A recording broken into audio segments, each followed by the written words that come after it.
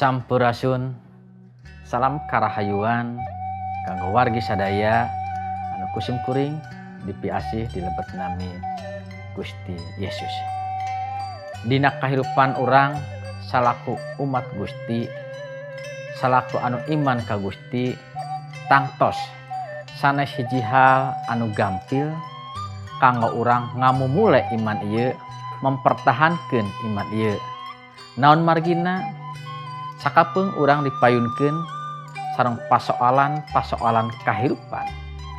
Tug pasoalan ieu teu sakedikna ngabalukarkeun jalmi ingkar ti Gusti, ngabalukarkeun jalmi ninggalkeun Gusti, malih mah panginten ngabalukarkeun jalmi tiasa nungkang nonggong ka Gusti.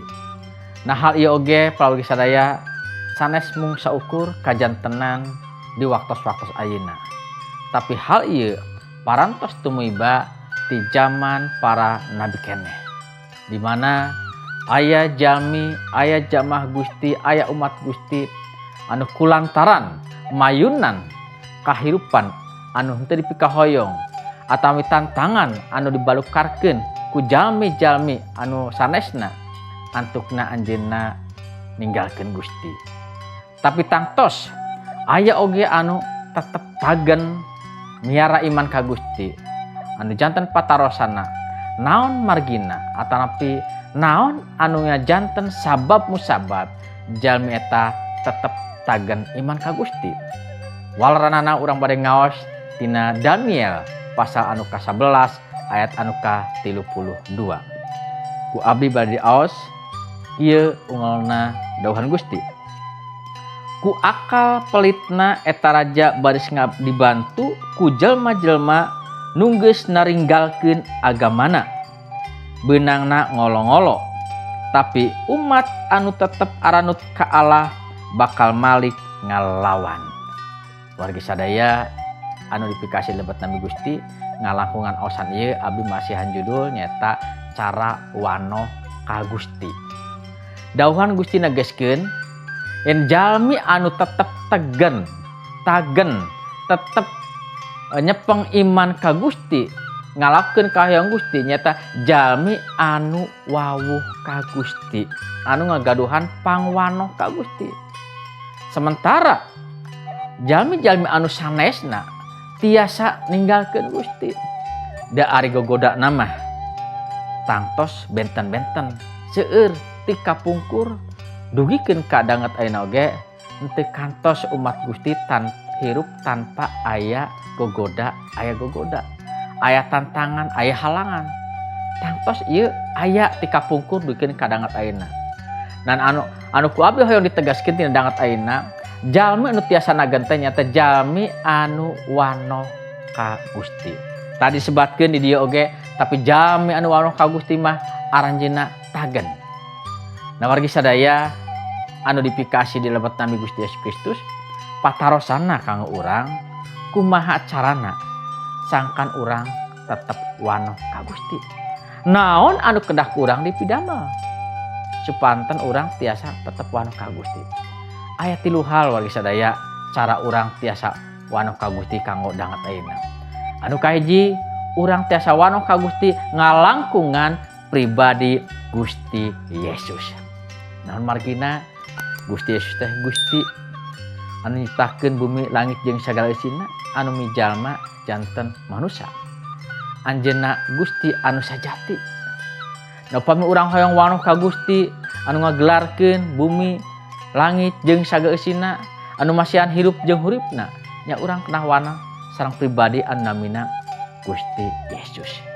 Ngalangkungan anjeunna urang tiasa dicandak kana pangwanoh anu laras di luar Gusti Yesus Kristus, di luar mantenna panginten urang dicandak wanoh sanes ka Gusti anu sajatina, tapi Gusti anu salesna sanes Gusti.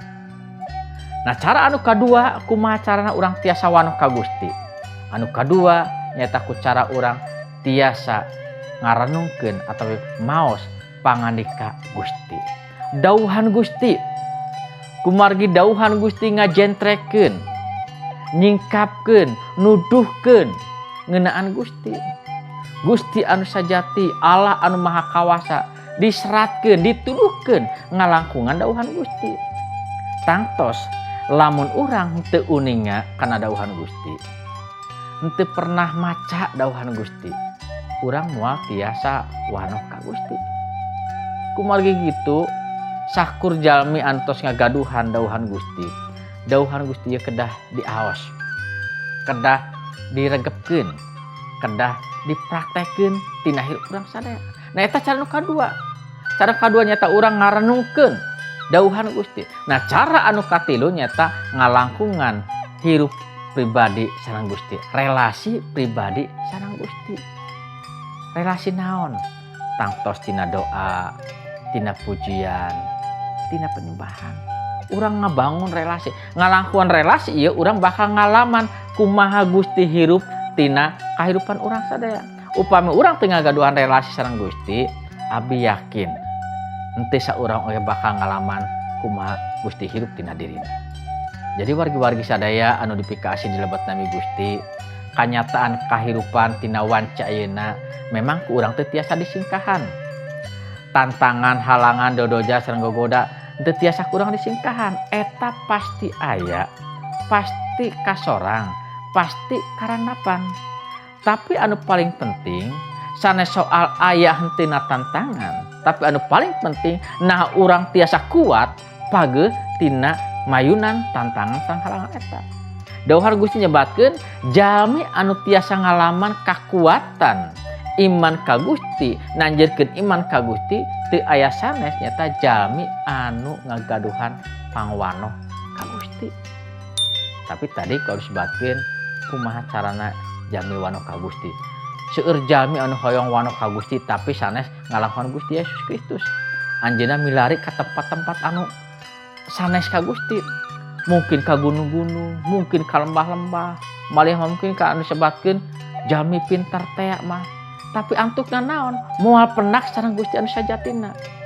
Urang tiasa wanoh ka Gusti iwal tinggal langkungan Gusti Yesus Kristus. Anu kadua ngalangkungan dauhan Gusti. Ulah anu diaos teh bacaan-bacaan anu sanes. Bacaan-bacaan anu sanes dauhan Gusti. Panginten aya ajaran-ajaran tentang hal-hal anu sanesna, tapi mu ngalangkungan dauhan Gusti. Urang tiasa wanoh ka Gusti. Anu katiluna ngalangkungan relasi pribadi. Sanes cenah cek batur, sanes saukur beja tapi urang ngalaman. Carana urang ngalaman teu aya sanes upami urang ngagaduhan relasi sareng Gusti. Abi yakin ngalangkungan tilu hal ieu tinangtos urang dipastikeun tiasa wanoh ka Gusti anu sajatina. Gusti anu musik malikeun urang anu masihan hirup sareng uripna.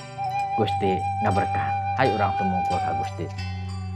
Gusti Yesus hatur nuhun karena jalan anu ku Gusti ditunjukkeun kanggo abdi sadaya supados abdi sadaya tiasa wanoh ka Gusti.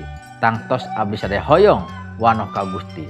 Ngalangkungan Gusti Yesus, ngalangkungan awasan kitab suci, ngalangkungan relasi pribadi abdi masing-masing. Kiatkeun teguhkeun abdi sadaya Gusti supaya tina ngajalankeun kahirupan ieu abdi tetep panceg iman ka Gusti. Di lebat nami Gusti Yesus Kristus abdi nyakeun panada sareng ucapan syukur ieu. Haleluya. Amin.